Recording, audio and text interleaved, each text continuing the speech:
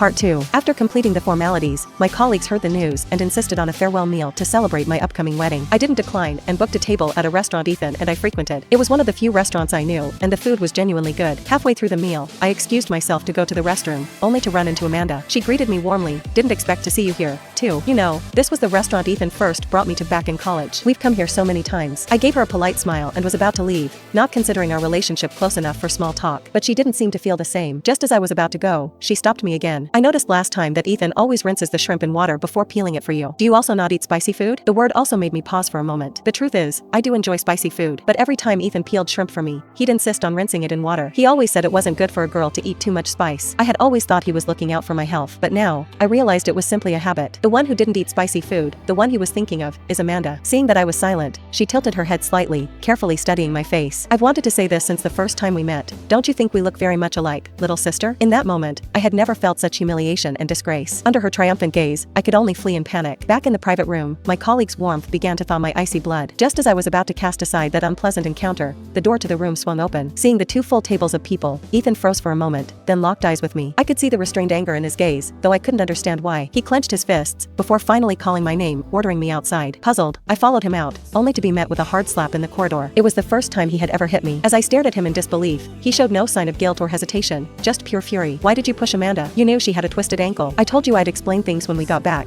but you just had to handle it so harshly." My cheek burned with pain. In the distance, Amanda hobbled toward us, her shirt rumpled, stained with water and dirt. Just as I opened my mouth to explain, she fell to the ground with a dramatic thud. Without a second thought, Ethan pushed past me and rushed over, cradling her in his arms. "I told you I'd bring her over to apologize to you. Why did you come out here?" he said. Though his words sounded reproachful, his voice was filled with tenderness. With tears in her eyes, Amanda shook her head at him. "It's not a big deal. She didn't do it on purpose. Don't be so hard on her. If her brother finds out you hit his sister, it might hurt the bond between you two," she added. At the mention of my brother, a strange expression crossed Ethan's face, but his resolve returned as he looked back at Amanda. "Her brother entrusted her to me, so it's my duty to correct her when she's in the wrong," he said firmly. I laughed bitterly and couldn't resist asking, "What exactly did I do wrong?" "Even in court, you need solid evidence to convict someone. Haven't you thought about how unfair it is to judge me, and even lay hands on me without understanding the truth?" Ethan clenched his fists, glaring at me. "You knew there were no cameras in the restroom, so you thought you could act without consequence." I felt both amused and stung by the injustice. "If there are no cameras, then how can you be sure it was me? Why would Amanda wrongfully accuse you? She must have a reason, right? Besides, I've known her for years. She's not the kind of person who lies." "And I am?" I asked, my voice barely hiding the bitterness. After 7 years together, I thought he would trust my character, if nothing else. But I was wrong. In front of Amanda, even 7 years meant nothing. One word from her was all it took to convict me, leaving me without a chance to defend myself. It was blatant favoritism, a glaring display of partiality, and I, in the end, was nothing more than a stand-in, a replacement with nothing to offer. Seeing no point in arguing further,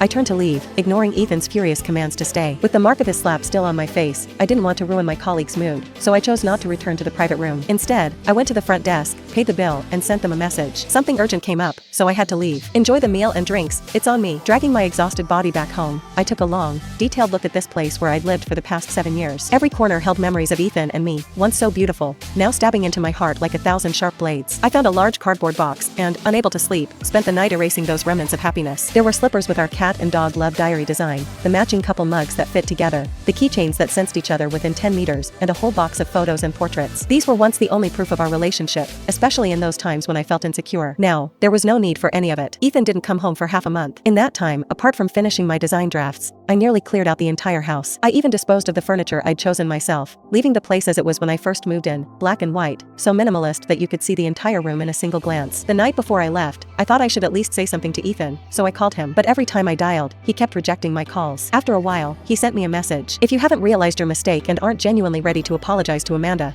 then I don't think there's any reason for us to speak." I smiled bitterly. "Well, if that's the case, then we won't speak." Early the next morning, I headed out with my suitcase for my flight. As I left what was once my warm and cherished home, I felt nothing but overwhelming relief. Just before boarding, my phone buzzed with countless birthday messages. Some wished me great success, some wished me peace and happiness, and some wished me a blessed marriage with a wonderful partner. After replying to each one, I turned off my phone. As the plane took off, I thought to myself, I will be happy. With so many blessings, I knew I would be. Download NovelShort and search 265267 to read more.